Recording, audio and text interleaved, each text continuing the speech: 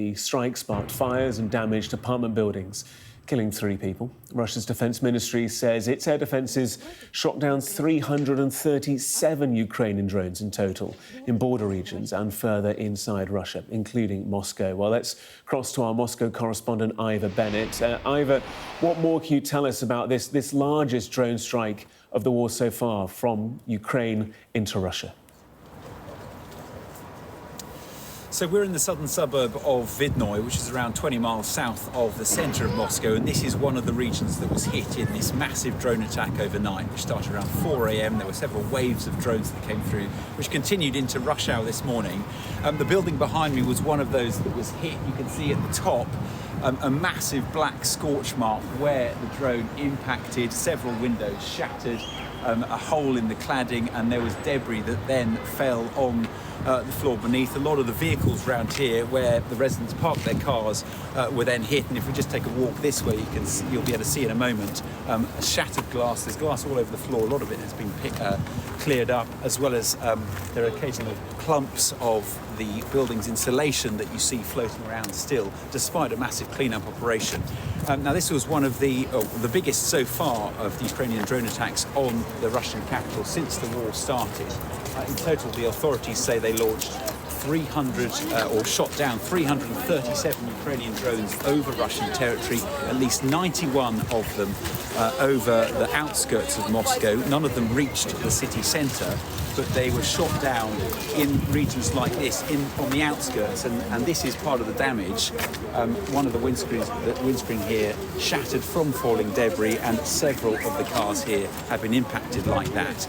It's not just vehicles though, it's people as well. The latest figures we have are that at least 3 people were killed in this attack in various places around Moscow's suburbs, and 7 people injured. A number of residents were evacuated from their homes because of the damage to the buildings here. All 4 of Moscow's main airports were shut for a number of hours because of this drone attack that was so substantial, it went on for so many hours.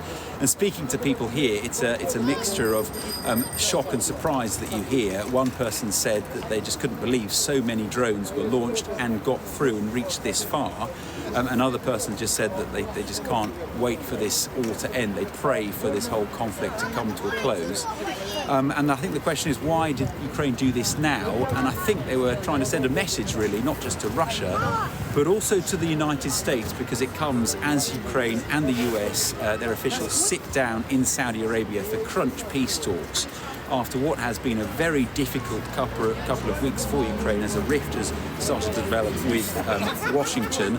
Donald Trump trying to force Ukraine to make concessions as he pushes for a peace deal, saying that Russia holds all the cards. Well, I think this was Ukraine saying to the US, look, actually, you're wrong. Russia doesn't hold all the cards. We are still capable of causing damage like this, attacking Russia and reaching as far as the Russian capital. So if we're forced to make concessions, then Russia should be too. Ivor, just talk to us, if you will, a little more about that kind of public reaction, because obviously media so tightly controlled in Russia, the narrative so tightly controlled in Russia. Kyiv, for its part, has often tried to make ordinary Russians more aware of what is going on in Ukraine, in many ways, by striking as deep and as hard as they can into the Russian heartland. We see there people walking by with their buggies, members of the public kind of surveying the scene. Talk to us a bit more, if you will, about how Muscovites are reacting to what's happened in the last 12 hours or so.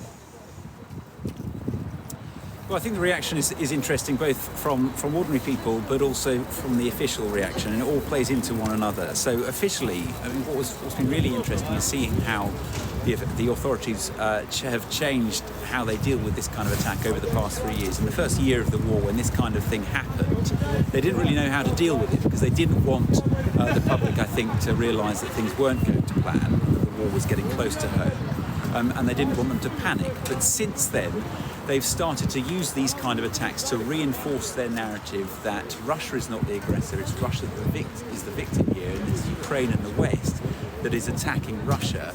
And that's the kind of language we've been hearing from the Russian authorities this morning here, saying that, calling this a terrorist act by Ukraine, suggesting that they are deliberately trying to strike civilians. Now, Kyiv denies that. They say they've always aimed to target infrastructure that's crucial to the Russian war effort. And speaking to civilians here, as I say, the overwhelming sense is shock that this kind of thing has happened, and the idea that they just want this to be over one way or another, because people are getting hurt, people are getting killed, and a lot of people are having to move out of their homes as a result.